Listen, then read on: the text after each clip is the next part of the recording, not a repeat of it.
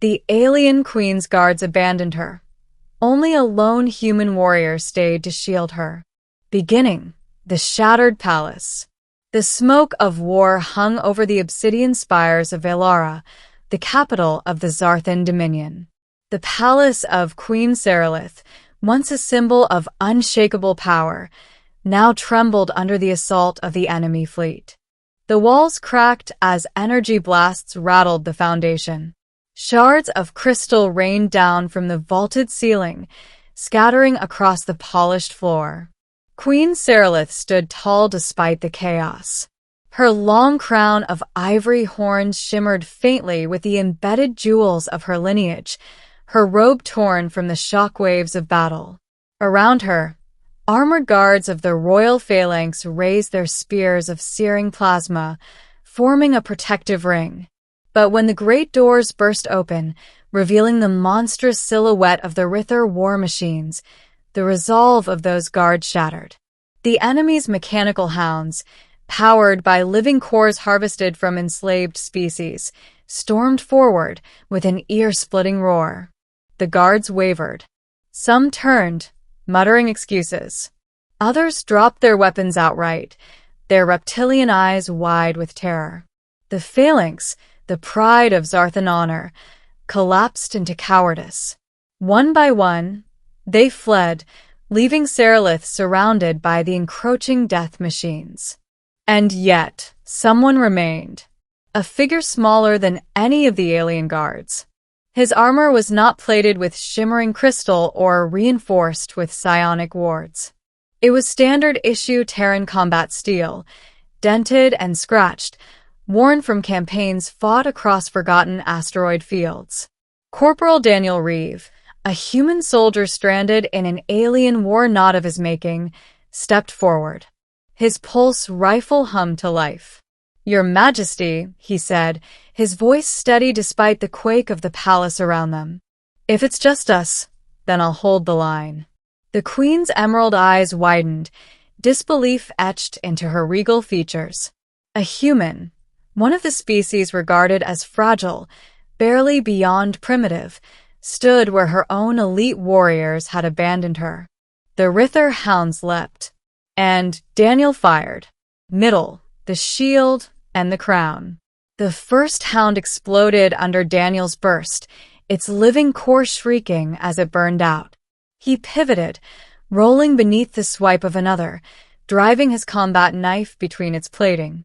The creature fell sparking, twitching. Seralith could do little but watch as the human fought, not with the brute force of her guards, but with relentless efficiency. Every shot counted. Every movement flowed into the next. You are only one," Seralith whispered, clutching her staff as rubble fell around her. "Why do you stand when my own legions have abandoned me?" Daniel didn't look back as he reloaded. "Because someone has to." The hounds regrouped. Daniel braced himself. He was tired, days of retreat, endless firefights, but his stance never faltered. His kind had no psionics, no genetic augmentations. What they had was grit, the kind forged from fighting wars where survival wasn't a guarantee, but a gamble. A blast shook the chamber as the Rither warlord himself entered. Twice the height of a man, his armor bristled with spikes, his voice booming through a vox grill. "Queen Seralith, bow, and I may spare what remains of your people." Seralith lifted her chin defiantly, though her claws trembled. "Never." The warlord raised his blade. But before he could strike, Daniel stepped between them, his rifle raised. "You'll have to go through me." The warlord laughed, a sound like tearing metal. "A human insect? Your kind was not even worth enslaving.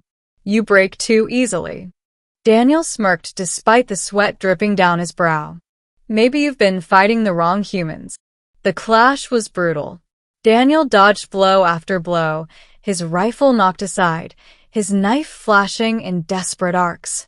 He was hurled across the chamber, coughing blood, but every time he staggered to his feet. Seralith felt something stir within her chest, something she had thought long buried. Hope.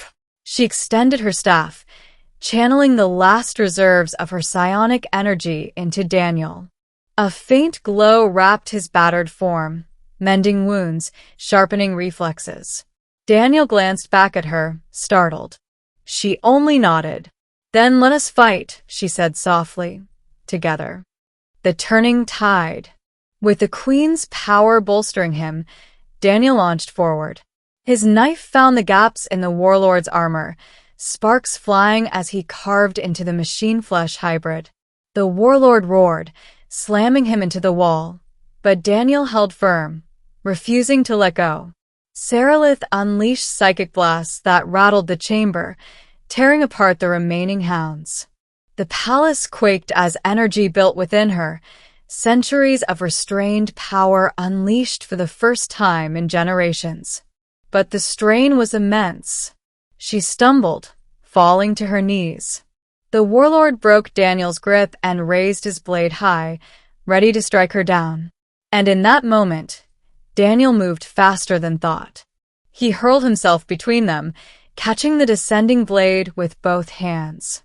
The metal bit into flesh. Blood poured down his arms. Yet he held it.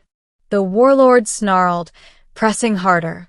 But Daniel's gaze never wavered. Not one more step. Summoning the last of his strength, he drove his knife upward, straight into the warlord's throat joint. The alien's eyes flickered in shock before the light drained from them. With a final shudder, the warlord collapsed, shaking the ground as his massive form fell. Silence fell over the chamber. The battle was over, ending a new oath. The palace was ruined. The guards who had fled were nowhere to be seen. But the Queen lived, and so did the human who had saved her.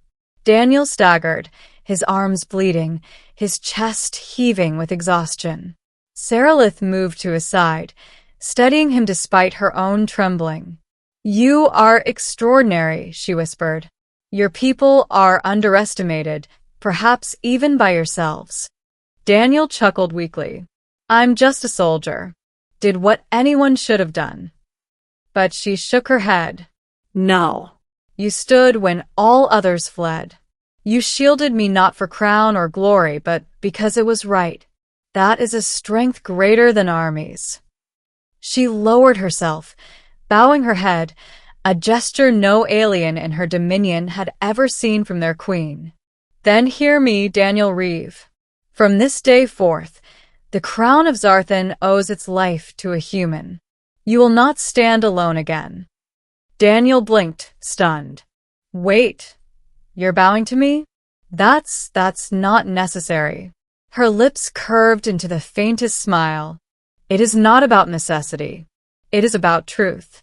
You have become my shield, and I, in turn, will be yours."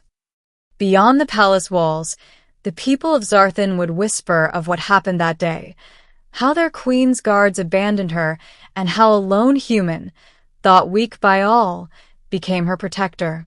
Some would call him a legend, others would call him a fool. But to Queen Sarilith, he was something far more. Her last hope, her shield, her warrior.